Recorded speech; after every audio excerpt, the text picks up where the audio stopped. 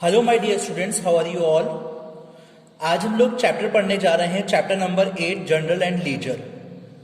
General and ledger के अंदर मैंने आप लोगों को, मेरा लास्ट वीडियो था कि किस तरीके से हम लोग ट्रेड डिस्काउंट और कैश डिस्काउंट को ऑपरेट करते हैं और किस तरीके से हम लोग इसकी एंट्री करते हैं। आज हम लोग एक नई एंट्री सीखेंगे जो कि आप लोगों के एग्जाम पॉइंट ऑफ व्यू से बहुत ज़्यादा भी इम्पॉर्टेंट है और ये यूजुअली आती ही आती है। देखिए, ये कुछ 4-5 एंट्रीज हैं, ठीक है ना। और उसके बाद हम लोग इसके एक एग्जाम्पल भी करके देखेंगे। उस एग्जाम्पल से हम लोगों को ये समझ में आएगा कि ये एंट्री किस तरीके से होती है और कहाँ कहाँ पर कैसे हम लोग इसको करते हैं। चलिए फिर स्टार्ट करते हैं।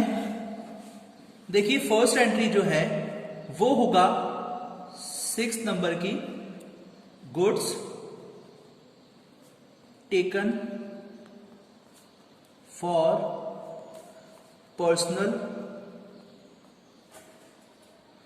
Personal use. यानी कि आपने कोई भी बिजनेस के अंदर से पैसा निकाला है अपने पर्सनल यूज के लिए, ठीक है।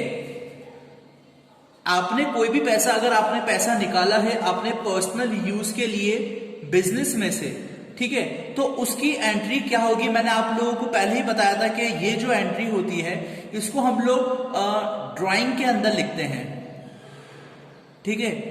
ड्राइंग्स के अंदर हम लोग इस एंट्री को करते हैं, ठीक है ना। तो अब हम लोग इसकी एंट्री देखेंगे। इसकी एंट्री जो होगी वो होगी drawings account debit to purchase account, ठीक है। अब देखें आप लोग, ये जो परचेज है, ये परचेज खरीदने वाला परचेज नहीं होगा, ठीक है। ये परचेज खरीदने वाला परचेज नहीं होगा। इसके अंदर हम लोग ये लिखेंगे drawing account debit to purchase, ठीक है। और इसका नरेशन लिखेंगे आप लोग being goods taken for personal use. ये हमारा इसका नरेशन होगा। सेकंड एंट्री हम लोग देखेंगे। सेकंड एंट्री हम लोग देखेंगे, अगर आपने कोई गुड्स गिवन दिया है एज चैरिटी। अगर आपने कोई गुड्स चैरिटी में दिया है, चैरिटी मतलब आप लोग सब जानते हैं, चैरिटी मतलब होता है दान, ठीक है। अगर आपने कोई गुड्स एज अ दान दिया है, ठीक है, तो हम लोग क्या करेंगे, इसकी एंट्री क्या लिखेंगे। इसकी एंट्री जो होगी वो होगी charity account debit to purchase account, ठीक है। ये याद रखिएगा। थर्ड एंट्री होगी, अगर आप लोग बिजनेस कर रहे हैं, बिजनेस करने के लिए हम लोग क्या करते हैं, जैसे आपको एक एग्जांपल के तौर पे हम लोग देखेंगे कि हमने एक इंस्टीट्यूशन है हमारा एक, उस इंस्टीट्यूशन के अंदर हम लोगों ने क्या करा, फ्री सैंपलिंग के कुछ पेपर्स डिस्ट्रीब्यूट करे मार्केट के अंदर, ठीक है ना। वो डिस्ट्रीब्यूट करने के लिए भी एक एंट्री होती है, जैसे कि distribution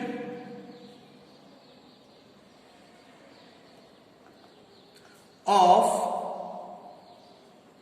goods as free sample, ठीक है ना। अगर आपने कोई सैंपल के तौर पर कोई गुड्स को, यानी कोई स्टॉक को आपने फ्री सैंपल के तौर पर आपने डिस्ट्रीब्यूट करा है, ठीक है, तो वो अगर आपने कोई भी सैंपल के तौर पर डिस्ट्रीब्यूट करा है तो आपने कोई एडवर्टाइजमेंट करा है, तो एडवर्टाइजमेंट के तौर पर एंट्री जो होगी advertisement account debit to purchase account, ये होगी distribution of goods as a free sample. अब आपके बिजनेस है, आपके गोडाउन के अंदर, इन केस आपके गोडाउन के अंदर आग लग जाती है, चोरी हो जाती है, तो उसकी एंट्री भी आप लोग करेंगे। ठीक है, लॉस बाय थेफ्ट अगर चोरी होती है, और लॉस बाय फायर अगर आपके बिजनेस के अंदर लॉस हो रहा है, चोरी हो गई या फिर आग लग गई, ये भी आपका एक बिजनेस लॉस है, तो इसकी इसकी जो एंट्री होगी वो एंट्री होगी लॉस बाय थेफ्ट और fire account debit to purchase account. ठीक है, इस चीज को याद रखिएगा। अगर आपने क्या कर रखा है, अगर आपने आपका जो अमाउंट है, ठीक है, अगर आपका जो अमाउंट है वो फुल्ली इंश्योर्ड है और आग लग गई या चोरी हो गई, फुल्ली इंश्योर्ड है आपका जो आपका जो गुड्स है वो फुल्ली इंश्योर्ड है और आपको लॉस हो गया, ठीक है ना, तो आपका जो पैसा होगा वो पूरा कंपनी के थ्रू इंश्योरेंस कंपनी क्लेम करेगी। तो आप क्या करेंगे, इसकी एंट्री लिखेंगे इंश्योरेंस कंपनी और insurance claim account debit to loss by theft या फिर लॉस बाय फायर। ठीक है, इस चीज को, ये वाली कुछ एंट्रीज हैं जो कि आपको समझ में आई होगी। लेकिन अगर आपका, ये तो था आपका अकाउंट, आपका जो गुड्स था वो फुल्ली इंश्योर्ड था, यानी कि पूरी तरीके से आपका जो गुड्स था वो क्या था, फुल्ली इंश्योर्ड था।